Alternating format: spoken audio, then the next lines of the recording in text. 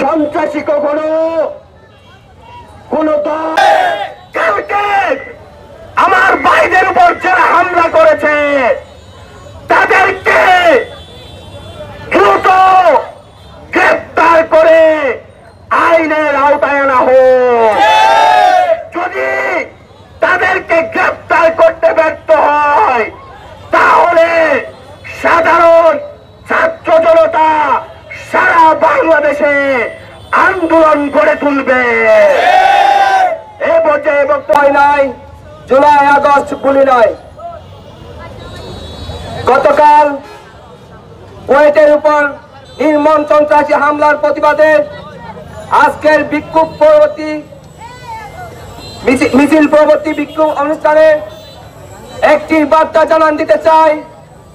যারা গুপ্ত হামলা করে, যারা গুপ্ত পরিচয় বহন করে, আমরা তাদের সন্ত্রাসী দল বলি। যারা গুপ্তভাবে নিজের পরিচয় গোপন রেখে হঠাৎ করে হামলার পরবর্তী যাদের পরিচয় খুঁজে পাওয়া যায় না তাদের আমরা সন্ত্রাস বলি। ছাত্র দল কিংবা ছাত্র শিবিরের মধ্য দিয়ে যারা যেই নেতা কর্মী কুয়েটের শিক্ষার্থীর উপর নির্মম হামলা করেছে তাদের অতি দ্রুত বহিষ্কারের মাধ্যমে আইনের আওতায় আনার জেলা কর্তৃক আয়োজিত কুয়েটে নৃশংসভাবে সন্ত্রাসী গোষ্ঠী কর্তৃক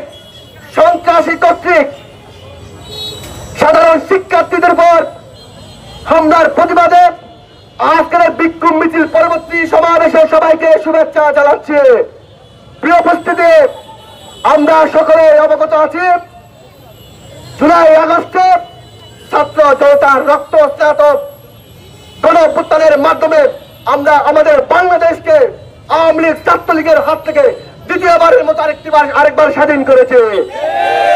কিন্তু দুঃখ লাগে, হৃদয়ে রক্তকরণ হয়। আজকে স্বাধীন বাংলাদেশে, আজকে স্বাধীন সার্বভৌমত্ব বাংলাদেশে, আজকে আমার প্রিয় মাতৃভূমিকে নিয়ে, আমার দেশের মানচিত্রকে নিয়ে আজকে দেশি বিদেশি নানান ষড়যন্ত্র চলমান। আজকে সাধারণ স্বাধীনতা পরবর্তী বাংলাদেশে আজকে দুঃখ লাগে কুয়েটের মতো একটি বিশ্ববিদ্যালয়ে সন্ত্রাসী গোষ্ঠী কর্তৃক সাধারণ শিক্ষার্থীদেরকে নির্মম ভাবে আজকে হামলার শিকার হতে হয়। আজকে আমি দুঃখ বারাক্রান্ত কণ্ঠে বলতেছি, কুয়েটে রক্ত ঝরল কেন? কুয়েটে সাধারণ শিক্ষার্থীদের পর হামলা চালানো হলো কেন?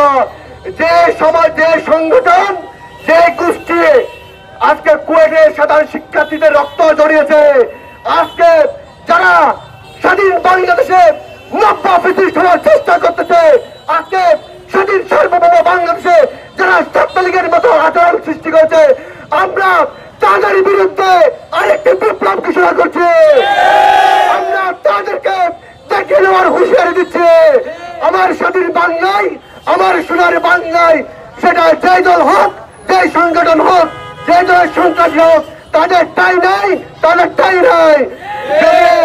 কুয়েটের মতো দ্বিতীয়বার কোন বিশ্ববিদ্যালয়, কোন শিক্ষা প্রতিষ্ঠান, কোন অর্গানাইজেশনে আমার সাধারণ শিক্ষার্থীদের প্রতি দিয়ে হামলার চেষ্টা করা হয়, হামলা করার সামান্য পরিকল্পনা করা হয়, আমরা কক্সবাজার থেকে শুরু করে সারা বাংলার ছাত্র সমাজ আরেকটি জুনাগড় বিপ্লব ঘটাবো ইনশাআল্লাহ। আমি আমার বক্তব্য দীর্ঘায়িত করবো না।